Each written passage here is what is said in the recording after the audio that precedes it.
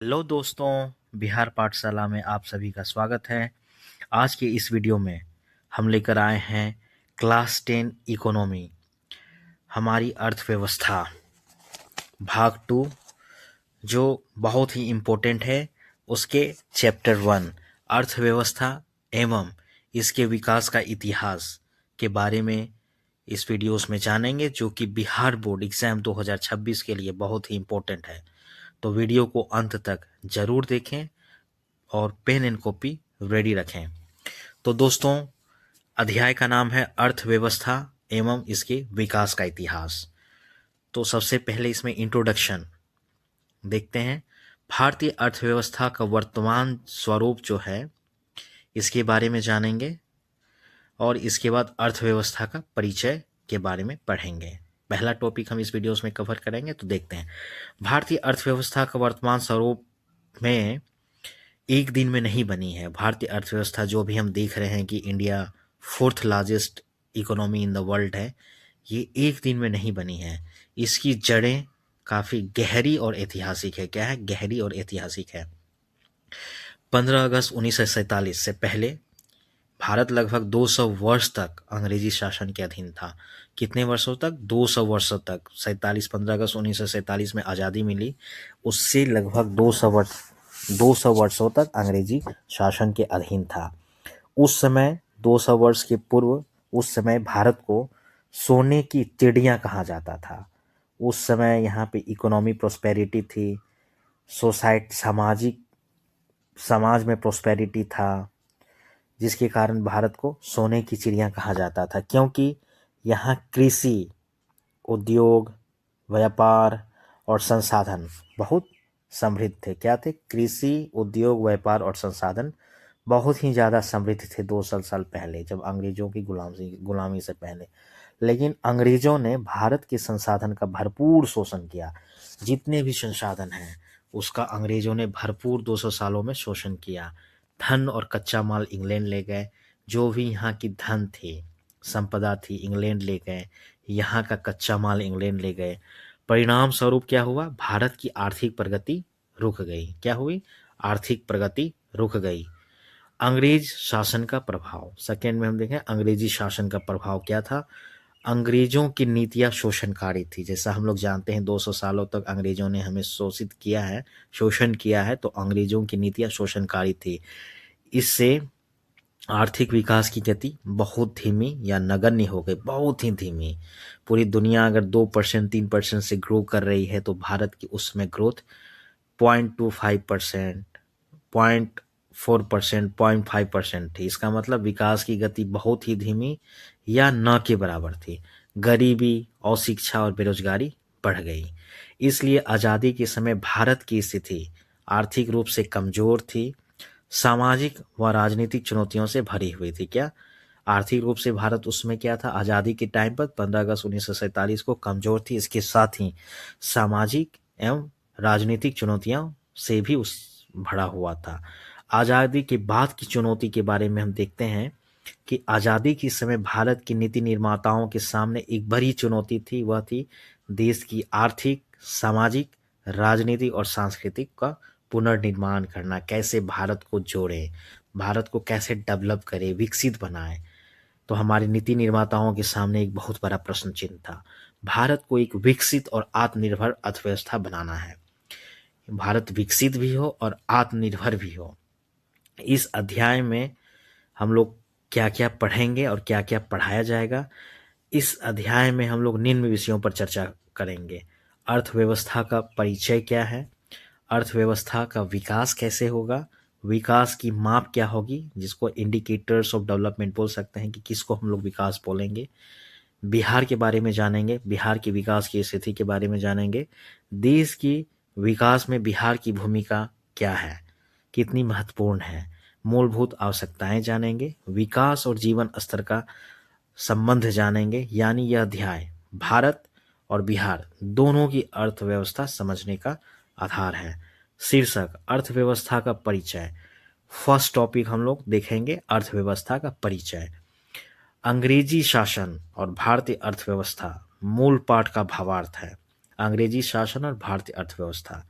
अंग्रेजी शासन ने भारत को अपना उपनिवेश, उपनिवेश मतलब कॉलोनी बना लिया। हम लोग 200 सालों तक अंग्रेज का एक कॉलोनी बन के रह गए थे, गुलाम। भारत की अर्थव्यवस्था अंग्रेजों के हित में चलाई जाती थी। ये भारतीयों के हित में कोई भी अर्थव्यवस्था अंग्रेजों द्वारा नहीं चलाई जाती थी, ये अंग्रेजों के हित में चलाई जाती थी, न कि भारतीय जनता के लिए चलाई जाती थी। कॉलोनी या उपनिवेश का अर्थ क्या है? ऐसा देश, कॉलोनी हम कॉलोनी की डेफिनेशन क्या है? ऐसा देश जो किसी विदेशी शक्ति के नियंत्रण में हो और जिसके संसाधनों का शोषण किया जाए। जैसा कि भारत किसके नियंत्रण में था? ब्रिटेन के नियंत्रण में था, और इसके संसाधनों का शोषण ब्रिटेन द्वारा किया जा रहा था। इसी कारण से भारत एक ब्रिटेन का कॉलोनी या ब्रिटिशर्स की कॉलोनी के रूप में भारत को जाना जाता है। इसकी सबसे इम्पोर्टेंट नीति थी फूट डालो और शासन करो नीति। इसको इंग्लिश में डिवाइड एंड रूल की नीति अंग्रेजों ने अपनाई। भारत के लोगों को किस एंगल्स में बांटा? जाति के एंगल्स में बांटा, धर्म के परिवारवाद में बांटा, क्षेत्रवाद के इसमें बांटा, भाषा के आधार पर बांटा। जाति, धर्म, क्षेत्र और भाषा के आधार पर बांटा, ताकि वे एकजुट न हो सके और अंग्रेज आसानी से शासन कर सके। यह नीति राजनीति के साथ साथ आर्थिक शोषण का भी साधन थे। तो इससे क्या होता है कि जब अलग अलग आधार से जब समाज को बांट दिए हैं, तो ये राजनीति के साथ साथ आर्थिक शोषण भी अंग्रेज करने लगे। ब्रिटिश शासन से पहले की भारतीय अर्थव्यवस्था बहुत ही अच्छी थी। भारत की अर्थव्यवस्था कृषि प्रधान थी, फिर भी भारत में उद्योग, व्यापार, यातायात, आधारभूत संरचना अन्य देशों की तुलना में अच्छी स्थिति में थी। जब ब्रिटिशर्स के पहले, अंग्रेज के पहले, भारत उस समय आर्थिक रूप से आत्मनिर्भर था। उस समय भारत क्या था? आर्थिक रूप से आत्मनिर्भर था। शोषणकारी नीतियों का प्रभाव, अंग्रेजों की शोषणकारी दमनकारी नीतियों के कारण भारत की अर्थव्यवस्था क्या हो गई? जर्जर हो गई। अंग्रेजों की शोषणकारी दमनकारी नीतियों के कारण भारत की अर्थव्यवस्था जर्जर हो गई।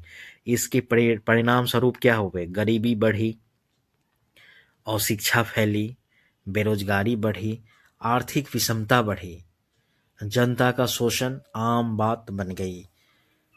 200 वर्षों में विकास नहीं, अंग्रेजी शासन के लगभग 200 वर्षों में भारतीय अर्थव्यवस्था में कोई वास्तविक विकास नहीं हुआ था। जब 200 साल तक अंग्रेजों ने रूल किया, या तो ग्रोथ नगण्य थी या बहुत ही कम थी, मतलब वास्तविक में विकास कुछ भी नहीं हुआ। प्रति व्यक्ति आय बहुत कम रही। भारत केवल अंग्रेजों के लिए कच्चा माल का स्रोत बनकर रह गया था। यहाँ से कच्चा माल अंग्रेजों द्वारा ले जाया जाता था ब्रिटेन, वहाँ से प्रोसेस कर सेम प्रोडक्ट को हायर प्राइसेस में फाइनल प्रोडक्ट को भारत में बेचा जाता था। इसका मतलब भारत एक कच्चा माल का स्रोत बनकर रह गया था। कुछ चीज़ें जो बहुत इंपॉर्टेंट है परीक्षा के लिए, जो प्रश्न पत्र उत्तर है, हम लोग देखते हैं, प्रश्न के हिसाब से देखते हैं। अंग्रेजों ने भारत को उपनिवेश क्यों बनाया? उत्तर, भारत के प्राकृतिक संसाधनों का शोषण करने और अपने उद्योगों के लिए कच्चा माल प्राप्त करने के लिए बनाया था। या तो हम लोग का शोषण करने के लिए या कच्चा माल प्राप्त करने के लिए अंग्रेजों ने हम लोग को उपनिवेश या कॉलोनी बनाया था। प्रश्न 2, फूट डालो और शासन करो नीति का क्या प्रभाव पड़ा? उत्तर, भारतीय समाज में विभाजन हुआ, राष्ट्रीय एकता कमजोर हुई और अंग्रेजों को शासन करने में आसानी हुई। भारतीय समाज में विभाजन हुआ, राष्ट्रीय एकता, जो उसमें राष्ट्रीय एकता थी, जाति धर्म के आधार पर बांट देना, राष्ट्रीय एकता कमजोर हुई और अंग्रेजों को शासन करने में आसानी हुई। अंग्रेजी शासन से पहले भारत की अर्थव्यवस्था कैसी थी? उत्तर, कृषि प्रधान होते हुए भी उद्योग, व्यापार और आधारभूत संरचना के क्षेत्र में भारत अच्छी स्थिति में था। कृषि प्रधान होते हुए, उसमें भारत कृषि प्रधान था, फिर भी उद्योग, व्यापार और आधारभूत संरचना, जो बेसिक इंफ्रास्ट्रक्चर्स है, इसके क्षेत्र में भारत बहुत ही अच्छी स्थिति में था उस समय। अंग्रेजी शासन के दौरान भारत की आर्थिक स्थिति कैसी हो गई? गरीबी, अशिक्षा, बेरोजगारी और आर्थिक असमानता, आर्थिक इकोनॉमी इनकम इनक्वालिटी बढ़ गई तथा विकास रुक गया। तो बोर्ड्स के लिए 3-4 नंबर जो तैयार किए गए हैं। अंग्रेजी शासन का भारतीय अर्थव्यवस्था पर प्रभाव।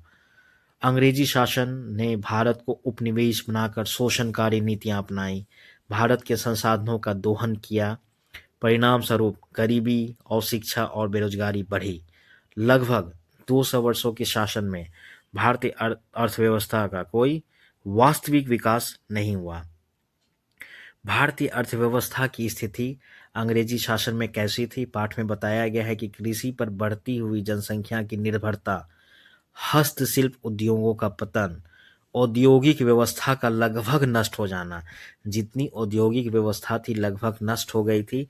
ये सभी बातें स्पष्ट रूप से साबित करती हैं कि अंग्रेजों ने भारतीय अर्थव्यवस्था का व्यवस्थित शोषण किया।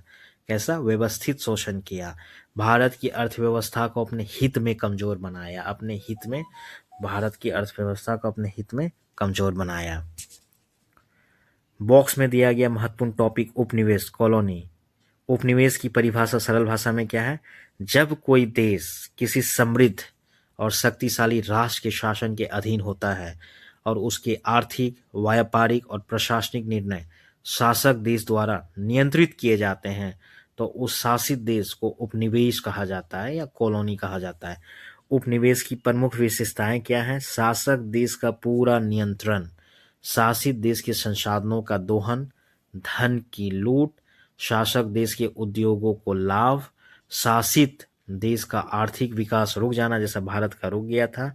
भारत एक उपनिवेश कैसे था? भारत लगभग 200 वर्षों तक ब्रिटिश शासन का उपनिवेश रहा।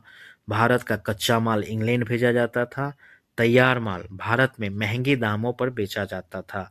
इससे भारतीय उद्योग नष्ट हो गए, बेरोजगारी और गरीबी बढ़ी।